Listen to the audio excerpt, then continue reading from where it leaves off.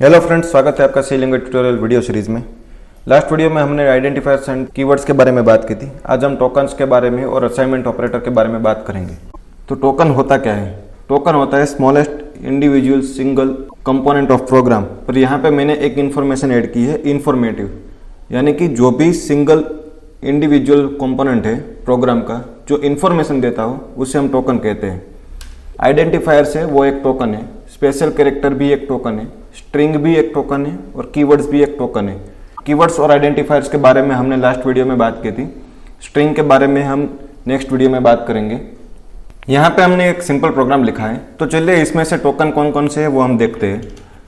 यहाँ पे जितने भी वर्ड्स ब्लू बैकग्राउंड के साथ है वो कीवर्ड्स है, जितने भी रेड बैकग्राउंड के साथ है वो स्पेशल कैरेक्टर है, जितने भी ग्रीन बैकग्राउंड के साथ है वो स्ट्रिंग है और जितने भी स्काई ब्लू कलर के साथ है वो आइडेंटिफायर्स है। तो मैंने जैसे कि आपको बताया था स्मॉलेस्ट प्लस इंफॉर्मेटिव होना चाहिए। तो कोई भी वर्ड होता है उसका स्मॉलेस्ट पार्ट होता है लेटर। अगर किसी लड़के का नाम राहुल है तो उसको मैं RAH ऐसे किसी लेटर से बुलाऊंगा तो वो समझ नहीं पाएगा कि मैं उसे बुला रहा हूँ, पर मुझे उसको राहुल करके बुलाना पड़ेगा तभी वो समझ पाएगा।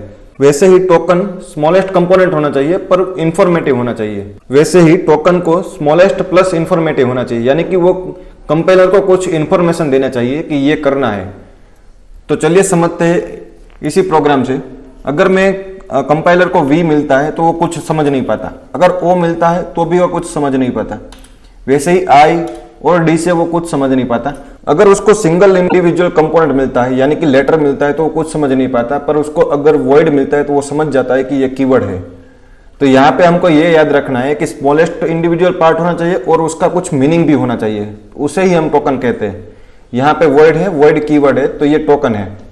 मेन एक फंक्शन है इसीलिए ये आइडेंटिफायर है। जैसे कि आपका नाम है या किसी और का नाम हो तो हम उसे उस नाम से बुला सकते हैं, जैसे कि राहुल को हम राहुल से बुला सकते हैं। वैसे ही मेन फंक्शन है वो फंक्शन का नेम है, इसीलिए वो आइडेंटिफाई, हम उसको आइडेंटिफाई कर सकते हैं।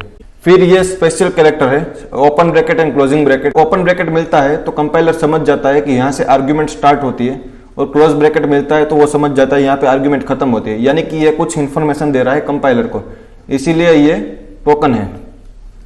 फिर ओपन कर्ली ब्रैकेट है, इससे कंपाइलर को समझ आता है कि यहाँ से फंक्शन का बॉडी स्टार्ट हो रहा है, तो ये भी कुछ इंफॉर्मेशन दे रहा है कंपाइलर को कि यहाँ से फंक्शन बॉडी स्टार्ट हो रहा है, इसीलिए ये भी एक टोकन है। फिर इंटीजर डेटा टाइप है और रिजर्व्ड कीवर्ड है, तो ये भी एक टोकन हुआ। वैसे ही P की एक मेमोरी बनती है जैसा कि मैंने आपको बताया था, तो ये एक आइडेंटिफायर है। यहाँ पे सेमीकोलन है जिससे कि कंपाइलर को पता चलेगा कि यहाँ पे वेरिएबल डिक्लेरेशन खत्म हो रहा है और स्टेटमेंट खत्म हो रहा है, तो ये भी एक टोकन है। फिर प्रिंटफ है जो कि एक कीवर्ड है, ये भी एक टोकन है। फिर ओपन ब्रैकेट, यानी कि यहाँ से कंपाइलर को समझ आएगा यहाँ से मुझे प्रिंट करना स्टार्ट करना है, तो इसीलिए ये भी एक टोकन है। फिर डबल ब्रैकेट, यानी कि यहाँ से कंपाइलर को पता चलेगा कि यहाँ से स्ट्रिंग स्टार्ट हो रही है, तो ये भी एक टोकन है। और ये एक स्ट्रिंग है। स्ट्रिंग क्या है वो मैं आपको समझा दूंगा, अभी के लिए आप ये समझ लीजिए कि जैसे ही हम यूजर को कुछ मैसेज प्रिंट करके दिखाते हैं, यूजर को कुछ मैसेज दिखाते हैं, वो स्ट्रिंग है, तो ये भी एक टोकन है। वैसे ही आप बाकी के समझ सकते हैं कि ये क्लोज ब्रैकेट है वो भी एक टोकन है, फिर सेमीकोलन एक टोकन है, फिर क्लोजिंग ब्रैकेट भी एक टोकन है। तो अब हम बात करते हैं असाइनमेंट ऑपरेटर के बारे में। असाइनमेंट ऑपरेटर होता क्या है? असाइनमेंट ऑपरेटर प्रोग्रामर्स के लिए है, एक वेरिएबल की वैल्यू आपको कोई दूसरे वेरिएबल में स्टोर करनी है या कॉपी करनी है तो आप असाइनमेंट वेरिएबल का यूज कर सकते हैं। असाइनमेंट ऑपरेटर सिर्फ ऑपरेशन करने के लिए, जैसे कि आपने यूजर से कुछ इनपुट लिया, उसकी एज ली और उसको बताना है कि 5 साल के बाद आपकी एज इतनी होगी, तो आपको ये यूजर से जो इनपुट लिया उसमें 5 ऐड करके कहीं पे स्टोर करना है, तो आप असाइनमेंट ऑपरेटर की मदद से कर सकते हैं। अगर आपको यूजर से इनपुट लेना है तो आपको स्कैनफ ही यूज करने पड़ेगा, उसमें आपको असाइनमेंट ऑपरेटर यूज नहीं हो सकता। कोई एक वेरिएबल की वैल्यू पे कुछ ऑपरेशन परफॉर्म करके उसको अगर आपको स्टोर करना है तभी आपको असाइनमेंट ऑपरेटर यूजफुल हो सकता है। तो चलिए एक एग्जांपल देखते हैं। यहाँ पे एक प्रोग्राम है, उसका आउटपुट है। हम यूजर से पूछेंगे कि कोई भी एक नंबर एंटर करे, तो एंटर नंबर। यूजर अगर 25 नंबर एंटर करता है, फिर हम उसको दिखाएंगे आफ्टर एडिंग 5 नंबर इज 30। तो ये कैसे करना है वो हम देखते हैं। तो मेन से प्रोग्राम स्टार्ट होगा। मैं 2 वेरिएबल यूज करूंगा क्योंकि एक में ही मैं यूजर का इनपुट लूंगा और दूसरे में जो मैं 5 ऐड करूंगा और उसको स्टोर करूंगा, यानी कि बी में मैं वो वैल्यू स्टोर करूंगा और ए में मैं इनपुट लूंगा। तो चलिए यहाँ पे प्रिंटफ है, प्रिंटफ यूजर को मैसेज दिखाएगा एंटर वैल्यू, फिर स्कैनफ वो वैल्यू लेके ए में स्टोर कर देगा, यानी कि 25 स्टोर कर देगा ए की मेमोरी में। फिर हम क्या करेंगे, ए की जो वैल्यू है, वेरिएबल ए की जो वैल्यू है उसमें हम 5 ऐड करेंगे। वेरिएबल ए की वैल्यू क्या है वो हम यहाँ से देख सकते हैं 25, तो 25 प्लस 5 यानी कि 30, तो 30 कहाँ पे स्टोर होगा, बी में, तो बी में 30 स्टोर हो जाएगा। कैसे होगा, असाइनमेंट ऑपरेटर की वजह से। असाइनमेंट ऑपरेटर क्या करेगा, इक्वल टू के राइट साइड से ऑपरेशन परफॉर्म करेगा। पहले वो ए की वैल्यू ढूंढेगा और उसको 25 मिल जाएगा, उसमें वो 5 ऐड करेगा। जैसे ही 30 मिल जाए वो लेफ्ट साइड देखेगा कि लेफ्ट साइड में कौन सा वेरिएबल है, बी है, तो बी का वो एड्रेस ढूंढ के वहां पे वो वैल्यू स्टोर कर देगा, यानी कि 30 यहाँ पे स्टोर कर देगा। फिर है print F after adding 5 value is, और हम बी की वैल्यू यहाँ पे प्रिंट कर देंगे। तो मुझे उम्मीद है आपको ये समझ आ गया होगा कि असाइनमेंट ऑपरेटर कैसे वर्क करता है। ये एक सिंपल सा प्रोग्राम है जिसमें मैंने डिक्लेरेशन और असाइनमेंट दोनों एक साथ में किया है। यहाँ पे मैंने इंटीजर ए डिक्लेयर किया है, यानी कि कंपाइलर उसकी एक मेमोरी बना देगा, और साथ में उसको बता दिया है कि वैल्यू 5 ए की मेमोरी में स्टोर कर दो, यानी कि कंपाइलर क्या करेगा, ए की मेमोरी बना देगा और उसमें 5 स्टोर कर देगा। और फिर हम बता देंगे कि वैल्यू ऑफ ए इज, और ए की जो वैल्यू होगी हम यहाँ पे प्रिंट कर देंगे। यानी कि असाइनमेंट ऑपरेटर को आप डिक्लेरेशन के साथ भी यूज कर सकते हैं। असाइनमेंट ऑपरेटर को आप कोई भी ऑपरेशन परफॉर्म करके वैल्यू स्टोर करने के लिए यूज कर सकते हैं। तो चलिए असाइनमेंट ऑपरेटर की मदद से हम एक प्रोग्राम बनाते हैं। तो जैसा कि मैंने आपको बताया था, कोई भी प्रोग्राम बनने से पहले आपको उसका आउटपुट समझना बहुत जरूरी है। तो हम यहाँ पहले आउटपुट समझ लेते हैं।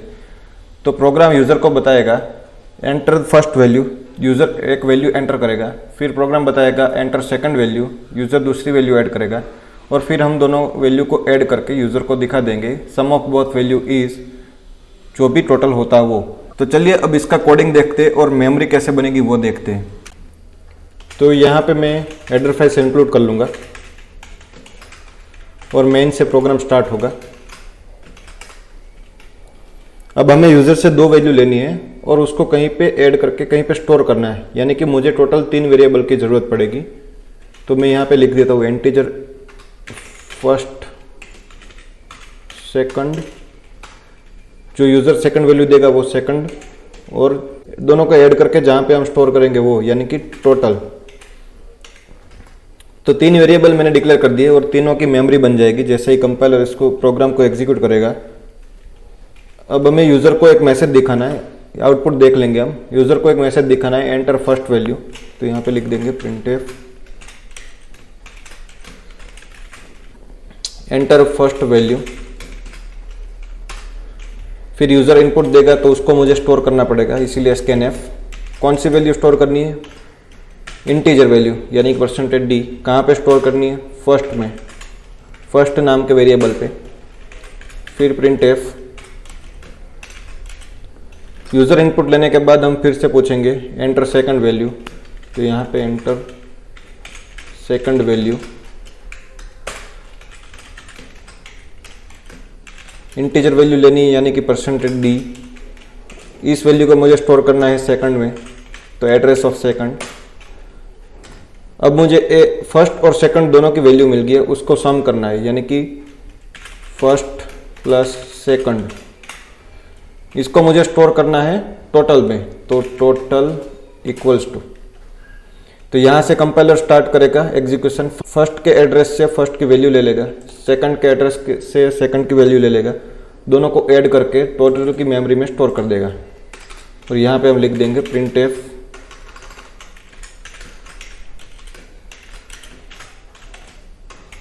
सम of both value is printf. कौन सी वैल्यू प्रिंट करनी है, इंटीजर। किसकी करनी है, टोटल की। तो अब चलिए इस प्रोग्राम को रन करके देखते हैं। जैसे ही प्रोग्राम सक्सेसफुली रन हो जाता है, हमें यहाँ पे एक मैसेज देखने को मिलता है एंटर फर्स्ट वैल्यू। मैं यहाँ पे एंटर करता हूँ 12।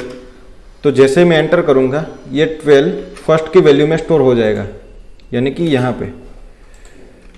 फिर मुझे मैसेज देखने को मिलता है एंटर सेकंड वैल्यू। मैं यहाँ पे एंटर करता हूँ 25। और जैसे मैं वहाँ पे एंटर करूँगा 25 सेकंड की मेमोरी में स्टोर हो जाएगा। और दोनों वैल्यू फर्स्ट और सेकंड दोनों वैल्यू का सम होके टोटल की मेमोरी में स्टोर हो जाएगा, यानी कि 37। और प्रोग्राम वह 37 वैल्यू टोटल की मेमोरी से उठा के यहाँ पे प्रिंट कर देगा। तो अब हम क्विक रिवाइज कर लेते हैं कि टोकन क्या है। टोकन स्मॉलेस्ट इंडिविजुअल पार्ट है प्रोग्राम का, वो कंपाइलर को कुछ इन्फॉर्मेशन देता है। और असाइनमेंट ऑपरेटर हम यूजर से कुछ इनपुट लेके उस पर कुछ ऑपरेशन करके कोई और वेरिएबल में स्टोर करना चाहते हैं, तब हम असाइनमेंट ऑपरेटर का यूज कर सकते हैं। असाइनमेंट ऑपरेटर सिर्फ प्रोग्रामर के लिए है। अगर आपको यूजर से कुछ वैल्यू लेनी है तो आपको स्कैनफ ही यूज करना पड़ेगा। अगर आपको ये वीडियो पसंद आया और समझ आया हो तो लाइक, कमेंट, शेयर जरूर करें।